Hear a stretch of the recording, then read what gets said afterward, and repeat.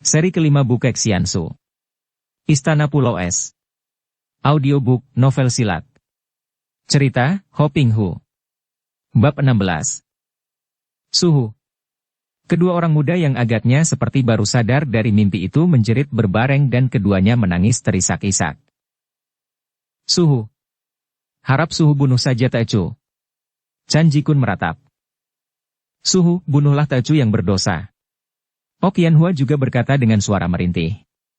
Sepasang mata Tang Haolam melotot memandang ke arah sepasang pedang di atas tanah.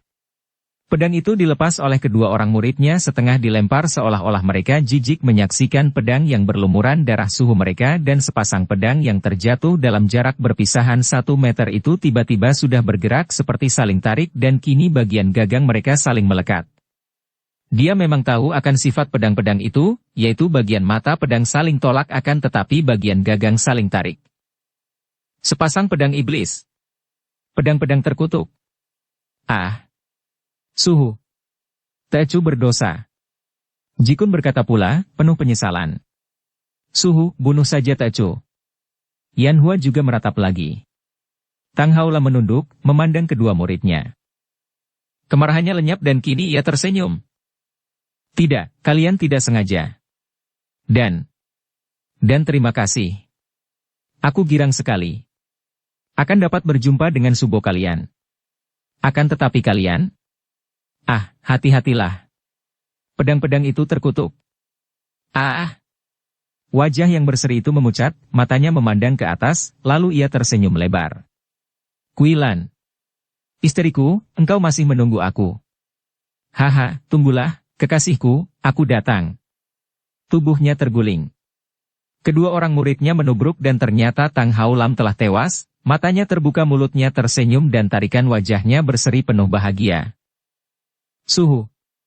Ok Yanhua terguling roboh pingsan dan Chan Jikun hanya dapat menangis, sebentar memeluk mayat suhunya, kemudian bingung hendak menyadarkan sumoinya.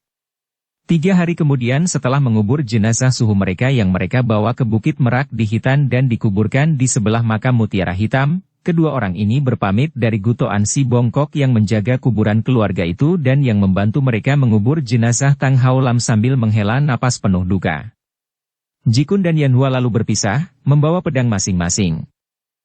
Sumoy, mengapa kita harus berpisah? Engkau tahu bahwa kalau kita berpisah, kita berdua akan menderita, akan saling merindukan. Chan Jikun mencoba untuk membujuk sumoinya setelah berhari-hari ia membujuk dengan sia-sia. Yanhua menggeleng kepala dengan duka.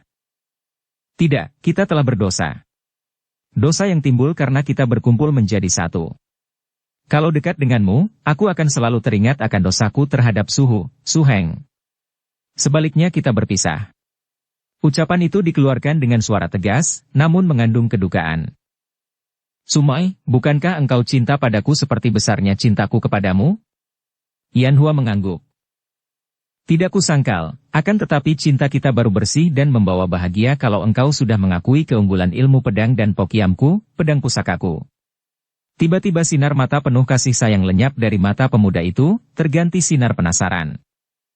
Akan tetapi, Sumoy. Mana bisa itu?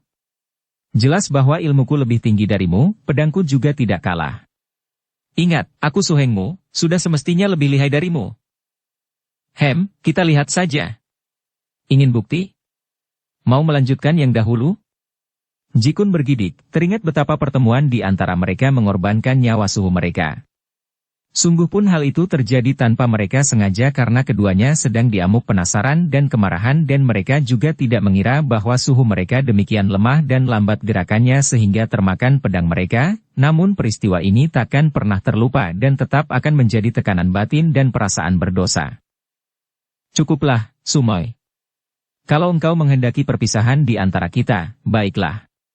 Akan tetapi, kita akan menderita. Aku akan kembali kepadamu setelah ku perdalam ilmuku, kembali untuk mengalahkan engkau dan setelah kau mengakui keunggulanku, baru aku suka menyambung kembali hubungan cinta kita. Gila. Jikun berseru akan tetapi ia pun merasa betapa yang gila dan berpendapat seperti itu bukan hanya sumoinya, melainkan dia sendiri juga. Dia baru akan merasa puas dan cintanya takkan terganggu apabila sumoinya mau tunduk dan mengaku kalah terhadapnya. Maka berpisahlah kedua orang muda yang saling mencinta itu, sama sekali mereka tidak sadar bahwa mereka telah berada dalam cengkeraman kekuasaan gaib dari sepasang pedang iblis yang seolah-olah telah kemasukan roh dari Mahendra dan Nila Dewi. Dan pada waktu itu, kembali dunia Kangou kemasukan dua orang muda yang berilmu tinggi, yang mengambil jalan masing-masing, namun yang keduanya memiliki pedang pusaka yang haus darah, memiliki sebatang pedang iblis. Agar tidak tertinggal terlalu lama dan jauh, marilah kita ikuti perjalanan Hu Xiaobue, seorang dara lain yang melakukan perjalanan seorang diri, meninggalkan istana Pulau Es dan meninggalkan hatinya pula yang seolah-olah tertinggal di pulau itu menemani suhengnya yang diam-diam ia cinta sepenuh hatinya, Kam Han Ki. Dengan hati merana dan kosong, Xiaobue melayarkan perahu buatannya, menuju ke selatan. Seperti juga sucinya ia ingin mengobati sakit hatinya dengan pelaksanaan cita-citanya. Pertama, dia ingin mencari ibunya yang dahulu mengungsi ketika ayahnya, mendiang Panglima Hu Teksan yang gagah perkasa, bersama suhunya, Menteri Kam Leong yang sakti, melakukan usaha nekat, yaitu membebaskan Kam Han Ki dari dalam penjara istana. Kemudian ia akan menuntut balas atas kematian ayahnya. Akan tetapi dia tidak berpemandangan sepicik sucinya, tidak mendendam kepada kerajaan Sung, melainkan kepada Sumakiat, jenderal yang lalim itu bersama semua kaki tangannya. Setelah melakukan pelayaran selama belasan hari, barulah ia melihat daratan luas membentang di sebelah barat, maka ia lalu mendayung perahunya ke pantai. Dia berniat memasuki dunia ramai di daratan yang luas itu, maka perahunya sedianya akan ia tinggalkan begitu saja. Akan tetapi, ketika perahunya tiba di pantai, ia melihat banyak nelayan di pantai, maka berkatalah ia kepada para nelayan yang datang menyambutnya dengan heran melihat seorang dara remaja dan jelita mendarat seorang diri. Paman sekalian tentu dapat menggunakan dan memanfaatkan perahu ini. Aku suka menukarnya dengan seekor kuda yang baik. Siapa suka? Para nelayan membelalakkan mata. Sebuah perahu yang biarpun amat sederhana namun kuat buatannya itu ditukar dengan kuda. Tentu saja banyak yang mau, maka berlarianlah mereka yang memiliki kuda dan tak lama kemudian di situ telah terdapat belasan ekor kuda yang dituntun oleh pemiliknya masing-masing. Xiaobue memilih seekor kuda berbulu hitam yang besar. Aku memilih kuda ini. Pemiliknya boleh mendapatkan perahuku. Pemilik kuda itu seorang petani tua. Dengan wajah berseri ia menyerahkan kudanya kepada Xiaobue. Nona, banyak terima kasih. Penukaran ini amat menguntungkan aku. Akan tetapi, hati seorang tua seperti aku akan selalu merasa tidak enak kalau tidak berterus terang. Nona, apakah Nona pandai menunggang kuda? Nelayan itu jujur sekali tampaknya dan Xiaobue juga menjawab secara jujur. Aku tidak pandai, Lopek. Akan tetapi ketika masih kecil dahulu, 5 tahun yang lalu, aku pernah belajar menunggang kuda. Nelayan tua itu menggeleng kepala. Kalau begitu, biarpun hatiku amat menyesal karena tidak jadi mendapat keuntungan, aku tidak dapat melakukan penukaran ini, Nona. Silakan memilih lain kuda saja. Xiaobue memandang heran. Mengapa, Lopek? Kudaku ini adalah kuda liar, Nona. Belum lama kutangkap dari hutan. Amat sukar ditunggangi karena belum jinak. Aku sendiri, dan semua teman yang di sini belum ada yang mampu menundukkan dan menjinakkannya. Aku khawatir kalau Nona dilemparkan jatuh. Xiaobue mengangguk-angguk dan diam-diam ia memuji kejujuran nelayan ini. Tahulah dia bahwa watak orang-orang pantai seperti juga orang-orang dusun di pegunungan yang sederhana dan dianggap bodoh ternyata jauh lebih baik dari watak orang-orang kota yang menganggap diri pintar. Ia tersenyum manis dan berkata, Lopek, aku menerima kudamu ini dan aku tidak akan menyesal andai kata aku sampai dilemparkan dan mati sekalipun. Nona. Beberapa mulut para nelayan berseru mencegah. Biarlah aku coba keliarannya. Xiaobue berkata, memegang kendali kuda dan bagaikan seekor burung, tubuhnya sudah meloncat naik ke punggung kuda hitam besar itu. Benar saja kata-kata si nelayan. Kuda itu meringkik, lalu meloncat tinggi, melengkungkan punggungnya mengipat-ngipatkan tubuh dan ketika Nona itu masih tetap duduk di atas punggungnya, ia lalu berdiri di atas kedua kaki belakang menggoyang-goyang tubuh dan meringkik-ringkik, berusaha menoleh untuk menggigit orang yang menduduki punggungnya. Para nelayan berlari menjauhi, takut tergigit atau tertendang. Akan tetapi, mereka melongo menyaksikan betapa Nona jelita itu masih tetap di atas punggung kuda dengan tegak duduk menggunakan kedua kaki menjepit perut kuda. Ketika kepala kuda menoleh hendak menggigit, tangan Xiao Bue bergerak menamparnya. Setiap kali menoleh ditampar dan dia mengerahkan sinkangnya, menekan tubuhnya sehingga kuda itu tidak kuat menahan dan roboh mendeprok dengan penunggangnya masih tetap di atas punggung. Dia jinak, lopek, kata Xiao Bue sambil melompat turun dan kini kuda itu dapat berdiri lagi. 4 buah kakinya gemetaran, akan tetapi dia menundukkan kepala dengan mata melirik takut ketika Xiao Bue mengelus bulu di kepalanya. Hebat. Bukan main. Siapakah? Siapakah Nona? Tanya nelayan itu, kini mukanya, seperti muka teman-temannya, memperlihatkan sikap hormat dan takut. Selamat tinggal lopek. Xiao Bue meloncat ke atas punggung kudanya yang meringkik perlahan dan melambaikan tangan. Lupakan aku hanya seorang gadis pengembara biasa. Ia menyepak perut kudanya dan kuda itu meringkik lagi lebih keras lalu meloncat ke depan dan lari cepat sekali, diikuti pandang mata para nelayan yang melongo. Hati Xiao Bue girang sekali. Kuda itu ternyata kuat dan tangkas dapat berlari cepat dan tidak pernah mogok atau rewel, tidak berhenti sebelum ia hentikan, biarpun melalui padang rumput yang hijau dan gemuk. Berhari-hari Xiao Bue menunggang kuda, naik turun gunung dan masuk keluar hutan lebat. Pada suatu hari ia melihat seorang laki-laki berlari di sebelah depan. Ia heran dan juga girang.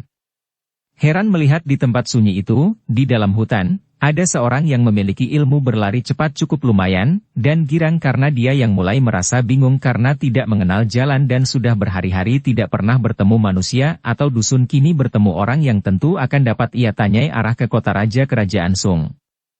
Ia mempercepat larinya kuda untuk mengejar orang itu. Akan tetapi tiba-tiba orang itu menghilang di sebuah tikungan yang penuh pohon. Xiao Bue mengejar sampai ke tempat itu dan menghentikan kudanya. Orang itu hilang tanpa meninggalkan jejak. Ia memandang ke kanan kiri, kemudian mendengar makian nyaring dari atas. Setan! Siluman! Keluarlah kalau memang kalian memiliki kegagahan dan lawanlah aku, Hui Eng Liam Hoksun. Xiao Bue mengangkat muka memandang dan ia terheran-heran. Orang yang dikejarnya tadi kini telah terjerat dalam sebuah jala dan tergantung di dahan pohon besar, meronta-ronta dan memaki-maki kalang kabut. Diam-diam Xiao Bue merasa geli hatinya melihat orang yang berjuluk Hui Eng, Garuda terbang, itu kini seperti seekor Garuda dalam sebuah sangkar. Orang yang terjerat itu melihat Xiao Bue melotot dan siap memaki-maki, akan tetapi ia melongo ketika melihat bahwa yang datang menunggang kuda adalah seorang dara remaja yang cantik jelita. Akhirnya Xiao Bue yang membuka mulut lebih dulu, bertanya sambil tersenyum. Sobat, kau sedang apa di situ? Mengapa terjala seperti ikan? Ataukah engkau memang seekor burung dalam kurungan? Godaan Xiao Bue ini timbul ketika mendengar julukan orang itu dan melihat bahwa orang itu adalah seorang pemuda berusia 25 tahun kurang lebih, mukanya memperlihatkan kekasaran seorang yang jujur dan penuh keberanian. Mendengar ucapan yang bernada mengejek ini, pemuda itu makin membelalakan mata saking marahnya. Tangannya keluar dari celah-celah jala menuding ke arah muka Xiao Bue, mulutnya terbuka lebar mengeluarkan kata-kata keras. Bocah, cilik nakal. Apakah ini perbuatanmu? Jangan main-main kau. Aku bukan harimau atau beruang yang boleh kau jerat seperti ini. Hayo lepaskan aku, kalau tidak aku akan. Kau akan apa? Melepaskan diri sendiri pun tidak mampu, masih banyak lagak hendak mengancam orang. Xiao Bue makin suka menggoda menyaksikan orang kasar itu. Dan biarpun engkau bukan harimau atau monyet, akan tetapi engkau adalah seekor burung tolol yang mudah dijerat, hihik. Bocah. Lepaskan aku. Jangan main-main kau. Apakah engkau ini bocah yang baru turun di dunia Kang Ou sehingga tidak mengenal julukanku Hui Eng yang sudah terkenal di seluruh jagat? Xiao Bue tidak membenci orang itu. Sebaliknya malah, dia suka kepada orang yang kasar, jujur dan agaknya memiliki kepandaian lumayan ini dan berniat menolongnya. Kalau tadi ia menggodanya adalah karena tertarik melihat sikap orang itu. Akan tetapi, ketika ia berniat meloncat turun dan menolong membebaskan orang yang meronta-ronta dan berteriak-teriak itu, tiba-tiba telinganya mendengar gerakan banyak orang mendatangi dari jauh. Ia cepat memutar kudanya dan pergi dari situ. Hei! Siluman betina! Kau hendak pergi kemana? Lepaskan dulu aku, baru boleh pergi. Kalau pergi dulu, siapa yang akan membebaskan aku? Aku. Aku ngeri melihat ke bawah. Akan tetapi Xiao Bue tidak peduli dan cepat membawa kudanya bersembunyi, lalu ia kembali ke tempat itu, menyelinap di antara pohon-pohon dan mengintai. Tak lama kemudian, di tempat itu telah datang serombongan orang yang membuat Xiao Bue bengong keheranan memandang mereka. Mereka itu terdiri dari 12 orang, 9 laki-laki dan 3 orang wanita. Melihat sikap mereka membayangkan bahwa mereka memiliki kepandaian tinggi, dan pakaian mereka pun biasa saja. Akan tetapi yang amat luar biasa adalah bahwa mereka semua hanya berkaki satu, alias buntung kaki kanan mereka. Sebagai pengganti kaki, mereka itu memakai tongkat bercagak yang mereka kempit di ketiak kanan. Biarpun mereka itu semua berkaki satu, namun mereka dapat melangkah cepat dan gerakan mereka sigap sekali, bahkan ketika mereka berdiri di bawah Hui Eng Liam Hoksun yang tergantung di pohon, mereka berdiri tegak dengan sikap penuh wibawa. Liam Hoksun si Garuda terbang juga memandang ke bawah dan kini mulailah dia mengerti bahwa agaknya bukan si darah jelita tadi yang menjeratnya, melainkan orang-orang berkaki buntung ini. Dia memang kasar, akan tetapi tidak bodoh dan dia pun maklum bahwa orang-orang buntung itu lihai sekali. Karena tidak mempunyai permusuhan dengan mereka bahkan tidak mengenal mereka, dia menutup mulut dan menanti perkembangan selanjutnya. Susiok, kita kesalahan menjerat orang lain. Seorang di antara 3 wanita itu berkata kepada seorang kakek berusia 50 tahun yang agaknya menjadi pimpinan rombongan. Kakek itu memandang tajam penuh perhatian kepada Liam Hoksun, kemudian mengangguk-angguk dan menarik napas panjang. Sayang sekali bukan seorang anggota mereka yang terjerat. Akan tetapi karena dia sudah berkeliaran di sini sampai terjerat, siapa tahu dia adalah bala bantuan dan mata-mata yang dikirim kaum tangan satu. Kita bawa dia menghadap suhu. Mendengar percakapan itu, Hoksun berteriak-teriak. Hei, saudara-saudara yang di bawah, dengarlah. Aku Hui Eng Liam Hoksun, selamanya tidak ada permusuhan dengan kalian, juga tidak tahu menahu siapa itu golongan lengan satu dan kaki satu. Lepaskan aku dan biarkan aku pergi. Pergilah kalau bisa. Seorang berkaki buntung yang kelihatannya juga kasar dan berwatak dogol berkata. Dalam persembunyiannya, Xiao Bue menahan ketawanya. Nah ketemu batunya kau, orang kasar, pikirnya. Hoksun melotot. Sudah terang terjerat, mana bisa pergi? Totol amat kau. Coba lepaskan jerat ini, tentu aku akan dapat pergi. Orang kasar berkaki satu itu tertawa bergelak. Benarkah? Baru ada aku seorang saja di sini, engkau si goblok ini mana bisa pergi, apalagi di sini sekarang terdapat Sam Susiok. Coba kita lihat, bagaimana engkau akan pergi.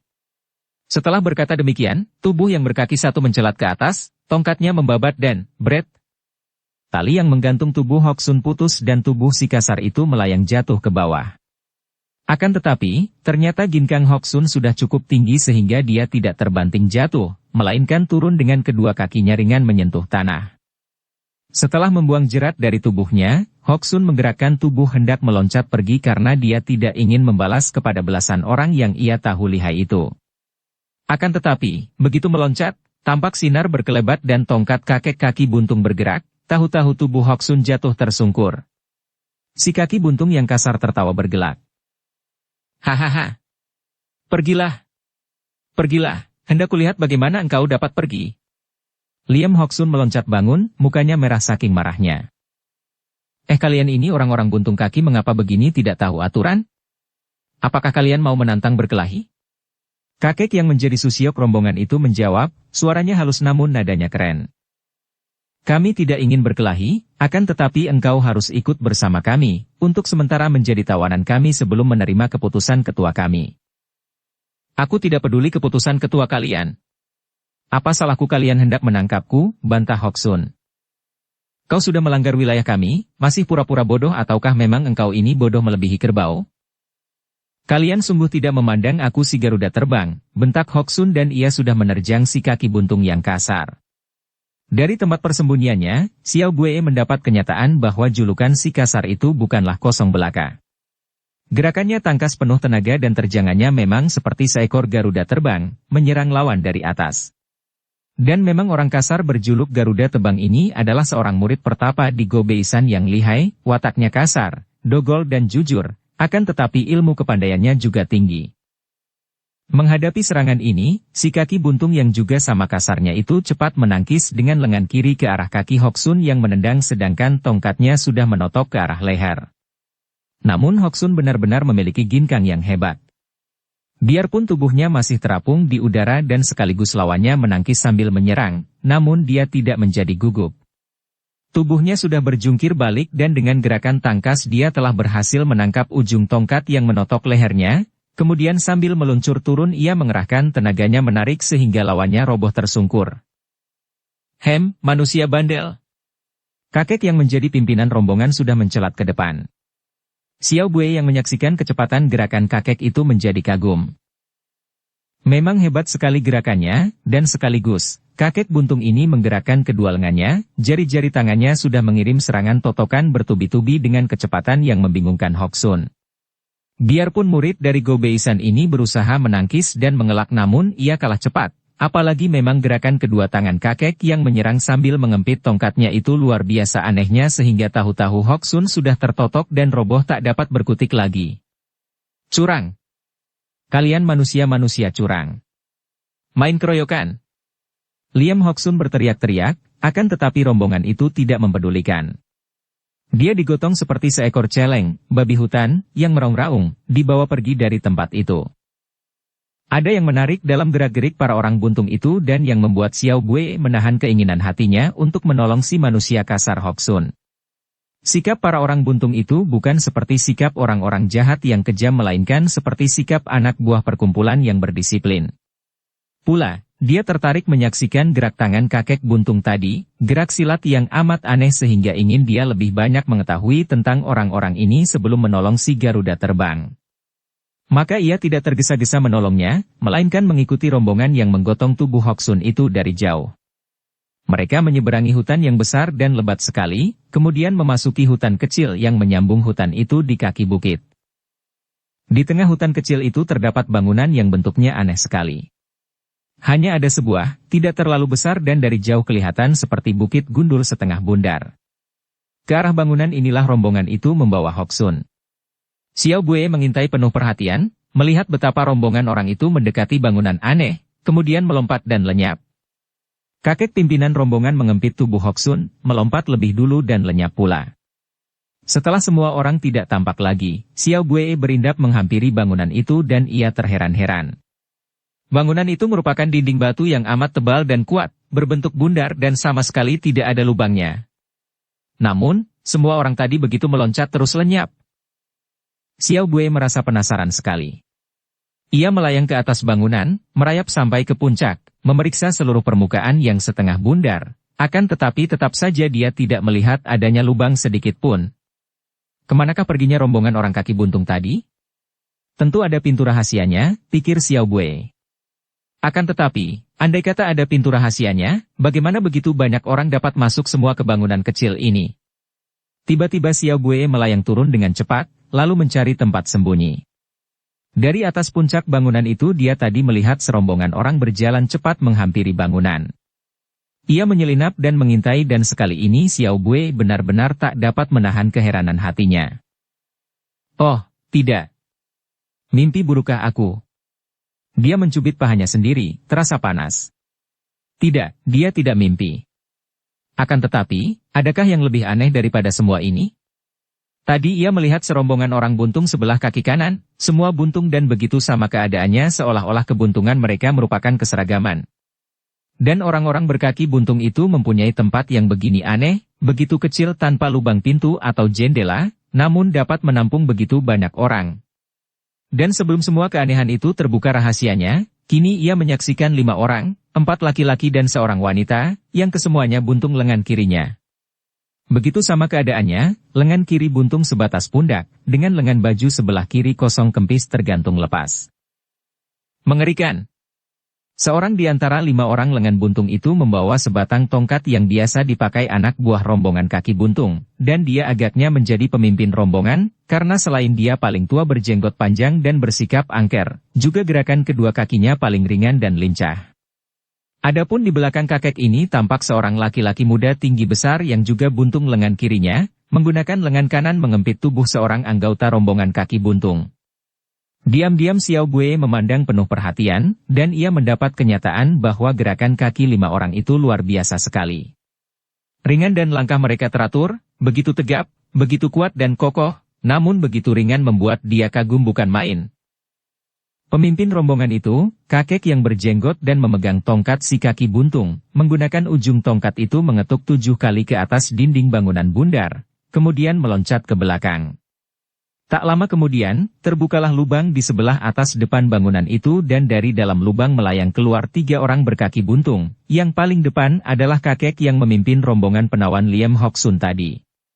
Kemudian, dari belakang bangunan itu keluar pula beberapa orang berkaki buntung, agaknya keluar dari lubang rahasia lain di sebelah belakang. Suasana menjadi tegang dan Xiao Bue memandang penuh perhatian. Laki-laki tangan buntung yang tinggi besar tadi melemparkan tubuh si kaki buntung yang dikempitnya sehingga si kaki buntung itu terguling di atas tanah, dan secepat kilat pimpinan rombongan lengan buntung menodongkan ujung tongkatnya, yaitu tongkat si kaki buntung yang tertawan, ke jalan darah di punggung orang berkaki buntung itu yang jauh berlutut dan tidak berani berkutik. Keadaan masih hening, tidak ada seorang pun dari kedua pihak orang-orang bercacat itu yang mengeluarkan suara. Yang paling merasa tegang adalah Xiao Bue yang mengintai dan melihat semua itu dari tempat persembunyiannya. Tiba-tiba wanita berkaki buntung yang ikut meloncat keluar, menggerakkan tangan kirinya, dan ternyata bahwa dialah yang mewakili pihak tuan rumah. Karena ia sudah menegur, suaranya penuh kebencian, keras dan dingin. Apakah kaum lengan buntung kini sudah menambah sebuah watak buruk baru lagi, tidak mematuhi janji? Hari pertandingan masih 3 bulan lagi. Kenapa sekarang sudah turun tangan memancing keributan dengan menawan seorang anggota kami? Kakek yang menodong punggung orang berkaki buntung yang dibawa mereka sebagai tawanan itu tersenyum mengejek, lalu menjawab, suaranya tidak kalah keras dan dinginnya, mengandung kebencian yang sama. Agaknya di dalam pondok kalian yang buruk tidak terdapat cermin sehingga kalian orang-orang berkaki buntung suka menjelekkan kami yang berlengan buntung. Memang mudah melontarkan tuduhan, mudah menunjuk cacat orang tanpa melihat akan besarnya cacat sendiri, semudah menggoyang lidah yang tidak bertulang. Kami kaum lengan buntung bukanlah orang-orang hina yang suka melanggar janji, melainkan kalianlah yang tidak memenuhi janji sendiri. Memang tepat sekali, hari pertandingan masih 3 bulan lagi, akan tetapi mengapa seorang anggota kalian yang tidak terhormat ini melanggar wilayah kami dan melakukan penyelidikan? Alis 4 orang berkaki buntung itu berkerut dan si wanita bersama si kakek memandang kepada anak buah mereka dengan mata penuh pertanyaan. Tawanan itu kelihatan ketakutan dan diam-diam Xiao Bue merasa heran sekali. Tadi ketika menjadi tawanan kaum lengan buntung, tawanan itu tidak kelihatan begitu takut. Dia dapat menduga bahwa tentu kaum kaki buntung itu mempunyai peraturan dan hukum yang keras sekali terhadap anak buahnya yang melanggar peraturan. Tidak. Tidak. Suci dan Suheng. Aku tidak melanggar wilayah mereka. Aku tidak melakukan penyelidikan seperti yang mereka tuduhkan. Aku sedang memburu hewan seperti biasa. Aku berhasil melukai seekor kijang yang masih dapat berlari maka aku melakukan pengejaran. Tahu-tahu mereka ini merobohkan aku dengan jalan mengeroyok dan menawanku. Si tawanan membantah. Kakek berlengan satu tertawa mengejek. Mana ada maling mau mengaku? Si wanita berkaki satu menggerakkan tangan kirinya ke atas dan berkata, suaranya mantap dan berwibawa. Menghadapi perkara, tidak boleh mendengar keterangan sepihak saja. Kalau keterangan dua pihak berlawanan, satu-satunya jalan hanya melihat bukti. Baik, kata kakek lengan satu. Mari kita lihat buktinya di mana kami menawan anak buahmu. Tanpa banyak cakap lagi, rombongan lengan buntung sebanyak 5 orang dan rombongan kaki buntung yang bersama si bekas tawanan juga berjumlah 5 orang sudah pergi meninggalkan tempat itu memasuki hutan. Xiao Bue tertarik sekali dan ingin menyaksikan kelanjutan perkara itu, akan tetapi mengingat akan nasib si Garuda terbang yang dibawa masuk ke dalam bangunan bundar, dan melihat kesempatan baik selagi lubang itu belum tertutup, cepat meloncat dan sekaligus menerobos masuk ke dalam lubang itu. Ketika ia turun di sebelah dalam, ia tiba di ruangan berlantai dan di sudut terdapat 2 buah anak tangga yang menurun ke bawah. Taulah ia sekarang bahwa kiranya bangunan di luar itu hanya merupakan pintu gerbang saja yang menyembunyikan tempat tinggal yang agaknya luas sekali, yang tersembunyi di sebelah bawah. Ia menjadi bingung. Tangga batu yang manakah yang akan membawanya ke tempat si kasar itu ditahan? Karena tidak ada jalan lain, Xiao Bue lalu menuruni tangga yang sebelah kiri. Tak lama kemudian ia mendapat kenyataan bahwa tepat seperti diduganya, bagian bawah terdapat ruangan-ruangan yang luas sekali, lorong-lorong yang terbuat daripada batu dan keadaan di bawah itu merupakan bangunan di bawah tanah seperti istana. Xiao Bue menuruni tangga dengan hati-hati sekali, akan tetapi dia tidak mendengar gerakan apa-apa, juga tidak melihat sesuatu yang mencurigakan. Jelas ia melihat rombongan yang menawan Liam Hoksun tadi memasuki bangunan ini, sedangkan tadi yang keluar hanyalah 4 orang. Di manakah adanya orang-orang lain? Apakah mereka telah keluar lagi dari pintu rahasia yang lain? Apakah tempat itu kosong? Dengan sikap hati-hati ia melangkah terus dan tibalah dia di sebuah ruangan yang luas dan bersih sekali, lantainya dari batu putih dan di sudut terdapat sebuah arca yang melukiskan seorang laki-laki tua bermuka kasar, berdiri dengan tegak akan tetapi kakinya hanya satu karena kaki kanan arca ini pun buntung. Melihat arca ini, Xiao Bue menduga bahwa agaknya arca inilah arca nenek moyang kaum kaki buntung yang lihai ini. Tiba-tiba terdengar gerakan halus, Xiao Bue memutar tubuhnya, siap waspada dan ternyata dari sekeliling ruangan itu muncul 20 orang lebih, laki-laki dan perempuan, semua buntung kaki kanannya, akan tetapi mereka itu hanya mengepung dan tidak bergerak, berdiri dibantu tongkat masing-masing dan sikap mereka menanti perintah seorang di antara mereka, yaitu seorang kakek buntung pula yang usianya tentu sudah 60 tahun lebih dan sikapnya berwibawa sekali. Xiao Bue dapat menduga bahwa agaknya kakek inilah yang menjadi ketua mereka, maka ia cepat mengangkat tangan memberi hormat sambil berkata, "Apakah Lo Qianpui ketua dari kaum? Kaki buntung ini?" Kakek itu memandang tajam, mengerutkan keningnya dan menjawab singkat. "Benar. Aku adalah Liong Qibok, ketua kaum kaki buntung." "Maaf, Liong Lo Qianpui, kalau aku lancang memasuki tempat kediaman kalian ini. Kedatanganku tidak bermaksud buruk, hanya ingin minta pertimbanganmu agar kalian suka membebaskan si kasar Huieng Liam Hoksun yang sesungguhnya tidak mempunyai kesalahan apa-apa." "Tidak mempunyai kesalahan? Hal itu harus diputuskan kelak setelah hari pertandingan. Kalau kelak ternyata diakui oleh pihak si lengan buntung bahwa dia bukan mata-mata mereka, kami pun tidak akan mengganggu orang yang tidak berdosa. Akan tetapi, selama ini, sampai hari pertandingan tiba di mana persoalan dibikin terang, dia akan menjadi tawanan kami. Juga engkau, Nona." Xiao Bue mengerutkan alisnya. "Apa? Menjadi tawanan selama 3 bulan? Terpaksa, begitulah. Sekarang kami belum dapat mengetahui apakah dia dan engkau pembantu mereka atau bukan. Dia sudah kami tawan dan tak seorang pun dapat membebaskannya. Engkau pun sebaiknya menyerah menjadi tawanan kami." Nanti dulu. Liong Lo Qianpui, aku tidak mempunyai permusuhan dengan kaum kaki buntung, juga tidak mengenal siapa adanya kaum lengan buntung. Aku hanya minta kau membebaskan orang yang tidak bersalah, dan kalau engkau hendak menawanku, kurasa tidak akan begitu mudah." Terdengar seruan-seruan marah dari semua kaum kaki buntung, dan sepasang mata kakek itu mengeluarkan sinar tajam. "Engkau siapa, Nona? Apakah engkau juga murid Go Beisan seperti orang Shiliem itu? Dan dari aliran manakah engkau? Kami tidak ingin bermusuhan dengan partai lain, akan tetapi kami harus berhati-hati terhadap para pembantu kaum lengan buntung. Aku bukan dari aliran atau partai apapun, namaku Hu Xiao Bue." "Bagus.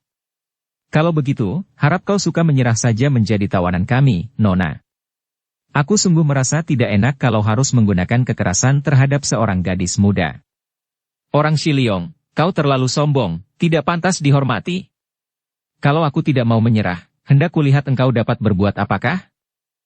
"Suhu, biarkan Tacu menawannya," kata seorang wanita yang usianya sudah 50-an tahun dan agaknya dia adalah murid kepala.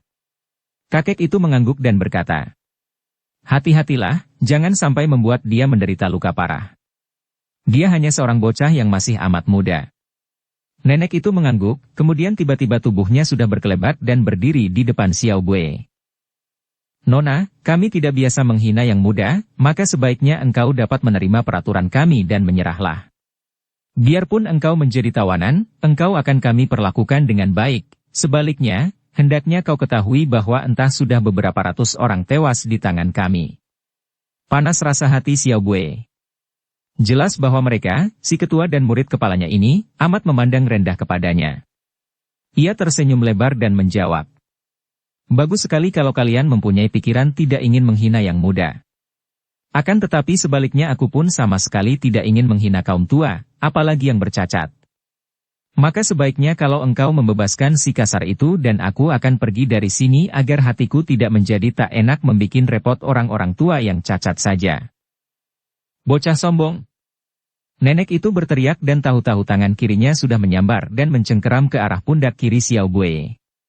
Cepat bukan main gerakan itu, akan tetapi Xiao Bue, murid ketiga dari Bukek Xiansu yang telah mempelajari ilmu yang tinggi tingkatnya, cepat miringkan tubuh dan dari bawah jari tangan menyambar dengan totokan ke arah telapak tangan nenek itu. Ai! Nenek itu berseru kaget, tangannya membuat gerakan membalik dan luputlah totokan Xiao Bue. Gerakan nenek itu aneh sekali dan tahu-tahu kini tongkatnya menyambar, menotok ke arah lutut kiri Xiao Bue yang kalau mengenai sasarannya tentu akan membuat gadis itu bertekuk lutut. Namun Xiao Bue yang sudah melihat betapa gerakan-gerakan nenek itu cepat dan aneh sekali, maklum bahwa lawannya memiliki gerak tangan yang hebat dalam bersilat, maka ia berlaku hati-hati dan cepat menggeser kakinya. Ketika kembali tangan kirinya menusuk dengan jari-jari tangan terbuka ke arah lambungnya, disusul tongkat yang menyambar dengan totokan ke arah pundak, dia berkelebat ke kanan dan sengaja menggunakan telapak tangannya menerima tongkat yang menyambar. Plak! Ai! Nenek itu kembali berteriak kaget dan tubuhnya terhuyung, namun kembali tangan kirinya sudah mencengkeram disusul totokan tongkatnya, kini tidak kepalang dan dilakukan dengan kemarahan karena tongkat itu menyerang leher. Diam-diam Xiao Bue kagum sekali. Dalam keadaan terhuyung seperti itu si nenek yang kakinya hanya satu ini masih mampu mengirim serangan 2 kali berturut-turut, sungguh merupakan hal yang luar biasa dan dia mengerti bahwa kiranya kaum kaki buntung ini memiliki ilmu silat yang amat aneh, cepat dan kuat sehingga ilmu silat tangan kiri dan tongkat ini dapat menutup kekurangan karena cacat kaki mereka. Dia juga mengeluarkan kegesitannya dan bayangannya berkelebat lenyap. Biarpun dia agak bingung menghadapi serangan ilmu silat aneh dari nenek itu, namun karena dia menang dalam tenaga sinkang, pula dalam hal ginkang dia pun lebih unggul, maka dia masih mampu menyelamatkan diri dengan elakan cepat atau tangkisan kuat. Akan tetapi, karena dia pun tahu bahwa kaum kaki buntung ini bukan orang-orang jahat, dan dia harus mengakui bahwa dalam pertentangan ini dialah yang telah mulai lebih dulu, Xiao Bue tidak ingin mencelakai lawannya dan hanya ingin merobohkan atau mengalahkannya tanpa melukai. Hebat. Luar biasa. Sukar dipercaya. Beberapa kali kakek yang menjadi ketua kaum kaki buntung itu memberi komentar penuh kekaguman menyaksikan gerakan Xiao Bue. Xiao Bue adalah seorang dara remaja yang baru sekali itu mengadakan pertandingan sungguh-sungguh yang selamanya belum pernah ia lakukan, kecuali ketika melawan Maya, sucinya. Maka kini mendengar pujian keluar dari mulut ketua kaum kaki buntung yang lihai ilmunya, dia menjadi bangga. Ingin dia memperlihatkan kelihayannya, maka ketika tongkat nenek itu untuk kesekian kalinya menyambar dan kini menyambar ke arah pinggangnya, ia meloncat dan mengeluarkan teriakan keras, tubuhnya melayang ke atas dan kakinya menotol ujung tongkat lawan. Perbuatan ini selain luar biasa dan membuktikan kemahiran ginkang yang istimewa, juga amat berbahaya maka terdengarlah seruan-seruan heran dan seruan kagum daripada penonton termasuk ketuanya. Nenek itu penasaran sekali, merasa seperti dipermainkan, maka ia mengerahkan tenaga, menggerakkan ujung tongkatnya dan siap untuk memberi serangan susulan kalau tubuh dara itu telah terlepas dari ujung tongkat. Wut! Tubuh dara itu memang terlepas dari tongkat. Akan tetapi terlepas ke atas, ke arah langit-langit batu ruangan itu yang tingginya ada 3 ukuran tinggi manusia. Semua orang berdongak memandang terbelalak, melihat betapa dara itu mencapai langit-langit, punggungnya menempel ke langit-langit seolah-olah di punggungnya terdapat perekat ajaib yang melekatkan punggungnya dengan langit-langit. Xiao Bue tertawa-tawa mengejek, "Ah, kasihan engkau, nenek cacat. Lebih baik sudahilah saja. Untuk apa susah payah melawan orang muda yang lebih panjang napasnya dan lebih kuat tubuhnya?" Muka nenek itu menjadi merah sekali. Dia adalah murid kepala yang kepandaiannya sudah mencapai tingkat tinggi, hanya selisih sedikit dengan gurunya. Kini melawan seorang dara berusia belasan tahun yang tidak ternama, dia dipermainkan, seperti itu. Bocah sombong keparat? Ia berseru dan sekali kaki tunggalnya menggenjot lantai, tubuhnya sudah melayang ke atas dan tongkatnya siap menusuk tubuh yang menempel di langit-langit itu. "Jangan!" Sang ketua berteriak ketika melihat serangan maut yang dilakukan muridnya. Dia sudah menyaksikan kehebatan Xiao Buei, dan merasa khawatir sekali karena kalau seorang dara remaja sudah berkepandaian seperti itu, tentu dapat dibayangkan betapa hebat orang tua atau guru yang berdiri di belakangnya. Akan tetapi seruannya terlambat dan nenek itu dalam kemarahannya telah menyerang ke atas. Memang saat inilah yang dinanti-nanti oleh Xiao Buei. Begitu tubuh nenek itu meloncat, ia melepaskan punggungnya dari langit-langit. Tubuhnya meluncur didahului kedua tangannya yang melakukan gerakan mendorong. Dari kedua telapak tangannya itu menyambar angin pukulan yang amat dingin. Ai! Nenek itu menggigil, tongkatnya terlepas dan tubuhnya sendiri terbanting ke bawah. Untung tubuhnya disambut oleh seorang sutenya, akan tetapi begitu kedua tangan sutenya menyambut tubuh itu, ia merasakan pula getaran dingin yang membuatnya menggigil dan kedua kakinya tidak dapat menahan sehingga mereka berdua roboh bergulingan. Betapapun juga, karena telah ditahan oleh kedua tangan sutenya, tubuh nenek itu tidak terbanting keras. Baru saja Xiao Buei turun ia mendengar suara mencicit-cicit dan betapa kagetnya ketika suara itu keluar dari sepasang tangan kakek ketua kaum kaki buntung. Kakek itu telah menyerangnya, tanpa menggunakan tongkat dan dengan sebelah kaki berloncatan kakek ini telah menyerangnya dengan kedua tangan, gerakannya luar biasa anehnya sehingga repotlah Xiao Buei mengelak. Darah ini makin terdesak dan dia maklum bahwa dalam hal ilmu silat, dia kalah pengalaman, apapula harus menghadapi gerakan sepasang tangan yang begitu aneh. Maka dia lalu mengerahkan tenaga di tangan kiri menangkis. Tubuh kakek itu sampai berputaran ketika lengannya tertangkis dan ternyata dia pun kalah kuat sinkangnya oleh darah penghuni Pulau Es yang hebat ini. Akan tetapi, dalam perputaran ini, kedua tangan kakek itu masih bergerak secara luar biasa, membingungkan Xiao Buei sehingga tanpa dapat dicegah lagi, jalan darah di belakang pusar darah itu kena tertotok dengan tepat sekali. Celaka! Ketua kaki buntung itu berteriak kaget. Teriakan yang membayangkan kekagetan dan penyesalan besar. Totokan yang dilakukan dalam keadaan tubuh terputar-putar itu memang mengenai jalan darah yang bagi lawan lain tentu akan menimbulkan kematian. Akan tetapi Xiao Buei yang telah digembleng dengan latihan-latihan sinkang dan bersamadi secara istimewa oleh Han Qi sesuai dengan kitab Bukek Xiansu, ketika tertotok hanya menjadi gemetar beberapa detik lamanya. Tadinya dia sudah menjadi marah sekali karena dianggapnya kakek itu kejam, telah mengirim totokan para jalan darah yang menyebabkan kematian sehingga dia sudah mengerahkan sinkang istimewa memulihkan jalan darahnya kemudian dia hendak membalas dengan serangan hebat. Akan tetapi setelah mendengar seruan kakek itu, maklumlah dia bahwa kakek itu tidak sengaja hendak membunuhnya. Timbullah pikirannya untuk menyelidiki keadaan kaum kaki buntung yang aneh ini dan jalan satu-satunya hanyalah berpura-pura mati. Ketika berlatih sinkang di Istana Pulau Es, Su Hengnya telah membuat rahasia ilmu, mematikan raga, yang luar biasa, maka kini dia mengeluarkan kepandaiannya ini dan tubuhnya menjadi lemas, napasnya dan detik pada nadi tangannya berhenti, tubuhnya seperti dalam keadaan tak bernyawa lagi. Kakek itu berlutut dengan satu kakinya dan memeriksa pergelangan tangan Xiao Buei. Ai, celaka. Aku telah kesalahan tangan membunuhnya. Gadis ini luar biasa sekali. Kepandaiannya sudah mencapai tingkat lebih tinggi daripada kepandaianku sendiri.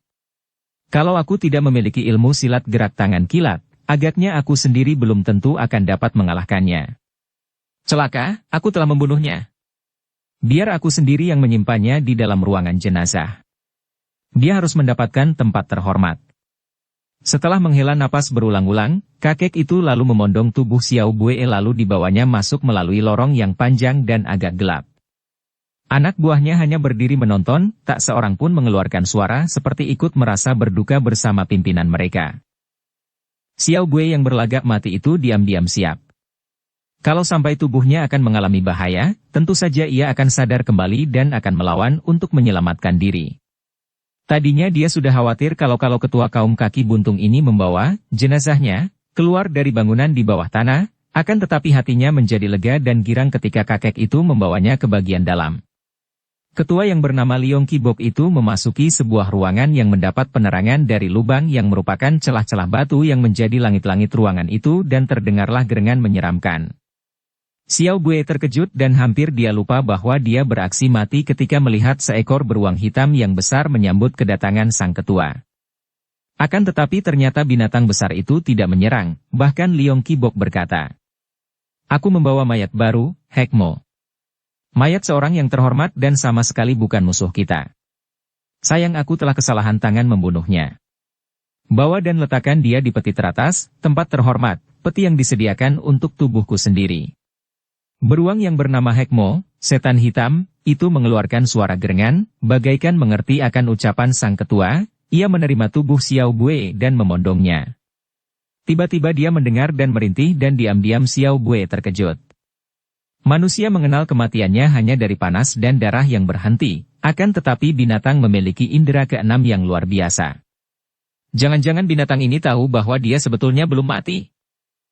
Memang kasihan sekali dia, Hekmo, dan aku akan menyesal selama hidupku hari ini telah kesalahan tangan membunuh seorang seperti dia.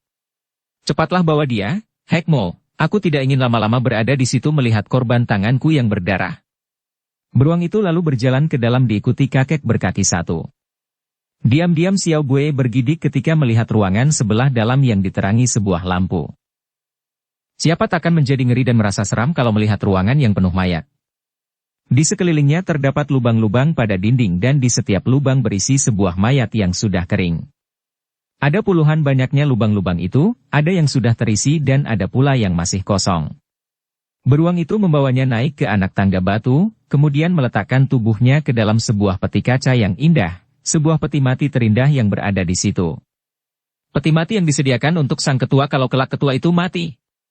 Sambil rebah di dalam peti, Xiao Bue mengerling dan melihat ketua itu membalikkan tubuh memandang sesosok mayat orang tinggi besar yang berdiri menyeramkan di sebalik lubang dekat anak tangga. Bibir sang ketua bergerak-gerak seperti orang bicara, akan tetapi suaranya perlahan sekali, berbisik-bisik. Dengan pengerahan kepandaiannya, Xiao Bue dapat menangkap bisikan-bisikan itu.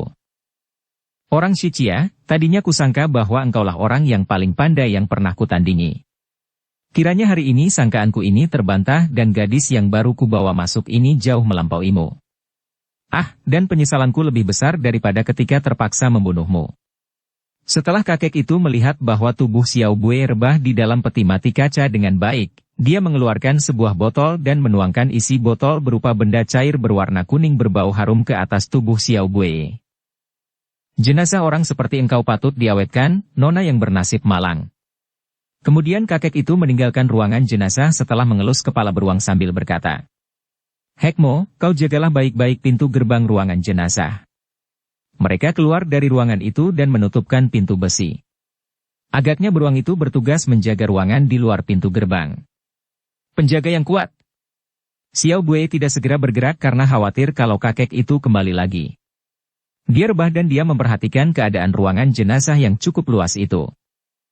Ketika matanya mengerling ke arah mayat tinggi besar yang tubuhnya juga tidak rusak, hanya memakai cawat dan kepalanya gundul, dia bergidik. Tiba-tiba ia merasa tubuhnya gemetar, semua bulu di tubuhnya meremang dan matanya terbelalak ketika ia melihat mayat orang Shichia itu bergerak. Tadinya dia tidak percaya ketika melihat mata mayat itu berkedip-kedip, akan tetapi hampir saja ia lupa bahwa dia telah mati, dan tidak semestinya bergerak dan hampir meloncat saking kaget dan ngerinya ketika melihat mayat itu menggerakkan kaki tangannya dan melangkah keluar dari dalam lubangnya. Mayat itu hidup kembali.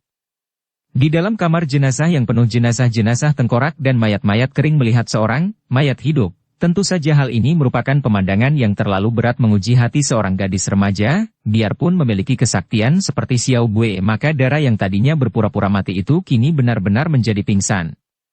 Setelah siuman kembali, hal pertama yang dilakukan Xiao Bue adalah melirik ke arah lubang mayat Shichia itu dengan harapan akan melihat mayat itu masih di situ dan tak bergerak, dan bahwa yang dialaminya tadi hanyalah dalam mimpi. Akan tetapi lubang itu kosong. Dengan napas terengah saking ngeri dan takut, Xiao Bue gadis perkasa yang kini ketakutan seperti kanak-kanak melihat setan itu mengintai dari balik peti mati di mana ia direbahkan dan matanya melotot lebar ketika melihat mayat hidup itu bergerak cepat sekali, berkelebat datang dari sebelah belakang ruangan itu, tangan kanannya membawa sebuah panci besar terisi makanan. Setelah tiba di ruangan itu, dia makan dengan lahapnya sambil berdiri saja. Akan tetapi, tiba-tiba ia mengeluarkan suara gerengan seperti terkekeh, lalu ia menggerakkan kaki tangannya. Xiao Bue menjadi makin ngeri, juga heran sekali menyaksikan bahwa mayat hidup itu memiliki kepandaian yang hebat. Ilmu silatnya luar biasa sekali, kedua tangan bergerak cepat dan tiba-tiba kedua tangan itu menyerang dengan gerakan menggunting dari atas kanan kiri disusul gerakan kaki menyapu dari bawah. Agaknya jurus ini merupakan jurus terakhir dan mayat hidup itu kini kelihatan girang bukan main. Begitu girangnya sampai terkekeh-kekeh dan berjingkrak-jingkrak menari, tangannya mengambil makanan dari panci yang tadi ia taruh di atas lantai ketika dia bersilat. Ketika ia mengambil makanan itu dimasukkan ke mulut, Xiao Buei memandang jelas dan tiba-tiba Xiao Buei merasa hendak muntah karena melihat bahwa yang dimakan oleh mayat hidup itu adalah tikus-tikus kecil yang berkulit merah. Karena ingin muntah ini, Xiao Buei mengeluarkan suara dari tenggorokannya dan tiba-tiba mayat hidup itu melesat seperti anak panah cepatnya dan tahu-tahu telah berdiri lagi di lubangnya seperti tadi. Akan tetapi, mungkin karena tergesa-gesa dan lupa, dia berdiri di tempatnya dengan panci di tangan kiri dan mulutnya masih menggigit seekor anak tikus yang buntutnya melambai ke bawah melalui bibirnya. Aksi si mayat hidup ini mengusir semua rasa takut dari hati Xiao Buei. Tidak mungkin di dunia ini ada setan atau mayat hidup yang bersikap seperti itu. Begitu panik dan kembali ke lubangnya secara menggelikan. Hal seperti itu hanya dapat dilakukan orang hidup yang sedang ketakutan atau panik. Xiao Buei tertawa dan ia melangkah keluar dari dalam peti kaca. Ketika ia langsung melangkah menghampiri si mayat hidup, dia menjadi makin geli hatinya melihat betapa mayat hidup itu matanya melotot memandang kepadanya, kedua kaki mayat hidup itu menggigil. Xiao Buei makin geli hatinya, maklum bahwa tentulah mayat hidup yang sebenarnya seorang manusia yang masih hidup itu kini menderita kengerian seperti dia tadi. Tentu orang ini mengira bahwa dialah yang kini menjadi mayat hidup.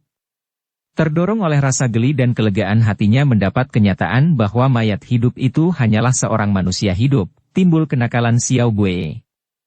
Dia sengaja menyeringai untuk menakut-nakuti, setelah tiba di depan mayat hidup itu ia tertawa dengan suara mengerikan. Hihi hai hai hik. Bangkai ini masih baik, enak diganyang jantungnya. Dengan gerakan dibuat-buat, Xiao Buei membentuk kedua tangannya seperti cakar setan dan melangkah maju. Hai. Kini, mayat hidup itu tidak dapat menahan kengerian hatinya dan ia meloncat meninggalkan lubangnya, menjauhi Xiao Buei dan berdiri dengan kedua kaki menggigil. Xiao Buei tak dapat bersandiwara terus dan ia tertawa terpingkal-pingkal. Nah, kau tahu sekarang rasanya orang yang ketakutan menghadapi mayat hidup, katanya.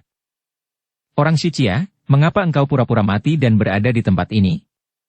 Orang yang tadinya berdiri menggigil itu menjadi begitu lega hatinya sehingga jatuh terduduk. Sungguh mati. Aku hampir pingsan ketakutan, katanya, suaranya besar dan agak parau, agaknya karena sudah lama tidak bicara. Aku sendiri tadi sampai pingsan saking takutku melihat engkau sebagai mayat hidup. Xiao Buei berkata sambil tertawa geli. Orang itu meloncat bangun, gerakannya cepat sekali. Engkau tadi dibawa si ketua Liong Qibok itu ke sini dalam keadaan mati. Orang mati mana bisa pingsan dan mana mungkin sekarang engkau hidup lagi? Xiao Buei menjebikkan bibirnya. Tidak meraba kepalamu sendiri. Engkau pun masih hidup, mengapa berada di sini dan beraksi sebagai mayat? Sejenak laki-laki tinggi besar gundul itu memandang Xiao Buei, kemudian menggeleng kepala dan menghela napas. Sukar dipercaya. Akan tetapi, Liong Qibok tadi sudah mengatakan sendiri bahwa kepandaianmu melebihi aku. Nona, dengan cara bagaimanakah engkau dapat mengakali Liong Qibok yang lihai sehingga engkau disangka mati dan dibawa ke sini? Mudah saja. Dengan Pikihoan Hiat, menutupi hawa memindahkan jalan darah, aku bisa menghentikan napas dan memindahkan denyut perjalanan darah. Mata orang itu terbelalak. Engkau? Semudah ini sudah pandai melakukan hal itu? Jangan terlalu memuji, sobat. Xiao Buei segera merasa suka kepada orang ini karena merasa senasib. Laki-laki tinggi besar gundul itu memandang Xiao Buei, kemudian menggeleng kepala dan menghela napas. Engkau sendiri pun telah dapat mengakali Liong Qibok dan berpura-pura mati. Aku lain lagi. Aku memang hampir mati ketika dibawa ke sini. Nanti dulu, Nona. Sebelum aku menceritakan rahasiaku, aku harus mengetahui lebih dulu siapakah Nona dan mengapa Nona menyelundup masuk seperti ini. Xiao Buei maklum bahwa tentu orang ini mempunyai rahasia besar dan mungkin ia akan dapat menyelidiki keadaan kaum kaki buntung dengan mendengar keterangan orang ini tanpa melakukan penyelidikan sendiri. Namaku Hu Xiaobue dan aku menyelundup ke sini karena hendak menolong seorang bernama Liem Hoksun yang ditawan oleh orang-orang kaki buntung itu karena dianggap melanggar wilayah mereka. Orang itu mengangguk-angguk. Engkau benar-benar memiliki keberanian luar biasa, Nona. Nah, dengarlah ceritaku. 100 tahun lebih yang lalu, nenek moyang 3-4 keturunan dari kaum kaki satu dan lengan satu adalah dua orang saudara seperguruan yang berilmu tinggi. Entah mengapa, kedua saudara seperguruan itu bercekcok sehingga terjadilah pertempuran antara mereka berdua. Pertempuran hebat yang mengakibatkan seorang buntung kaki kanannya dan yang seorang lagi buntung lengan kirinya. Dendam antara kedua orang ini amat hebat. Mereka lalu mengasingkan diri melatih ilmu, juga masing-masing mengambil murid-murid, kemudian mereka berjanji untuk mengadu ilmu setiap tahun, untuk menentukan siapa yang lebih unggul di antara mereka. Karena makin lama jumlah mereka makin banyak, maka permusuhan itu menjadi berlarut-larut dan setiap tahun tentu diadakan pertandingan mengadu ilmu. Demikianlah, keturunan kedua orang itu melanjutkan permusuhan aneh ini dan terbentuklah kaum kaki buntung dan kaum lengan buntung yang saling bermusuhan. Akan tetapi, mengapa mereka itu masing-masing dapat mengumpulkan orang-orang kaki buntung dan orang-orang lengan buntung sebanyak itu? Xiaobue bertanya heran. Bukan dikumpulkan, Nona. Melainkan dibuat, sengaja dibikin buntung. Mata Xiaobue terbelalak lebar. Apa? Murid-murid mereka dibuntungi sebelah kaki atau lengannya? Orang itu mengangguk. Begitulah. Syarat pertama menjadi murid kedua kaum ini haruslah dibuntungi kaki atau lengannya. Apakah mereka gila? Mengapa mau saja dibuntungi kaki atau lengan agar bisa menjadi murid mereka?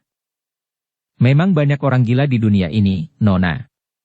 Ilmu kaum kaki buntung dan lengan buntung amat terkenal, maka banyak yang tergila-gila dan rela menjadi seorang berkaki buntung atau berlengan buntung asal diterima menjadi murid mereka. Kaum berkaki buntung tinggal di dalam istana bawah tanah ini sedangkan kaum lengan buntung tinggal di balik gunung, di dalam guha-guha batu karang. Kaum kaki buntung ini diketuai oleh Liong Qibok, keturunan ketiga atau empat dari seorang di antara kedua saudara seperguruan yang bermusuhan itu, tentu saja yang menjadi buntung kakinya dalam pertandingan itu. Adapun kaum lengan buntung diketuai oleh Te Bian Lei, seorang kakek yang sama lihainya dengan Liong Qibok dan juga keturunan dari tokoh yang seorang lagi. Sampai sekarang mereka tetap bermusuhan dan setiap tahun selalu diadakan pertandingan antara mereka. Xiaobue mengangguk-angguk, kemudian memandang orang itu. Bersambung ke bab 17. Dukung kami dengan subscribe, follow, like, komen dan share. Terima kasih.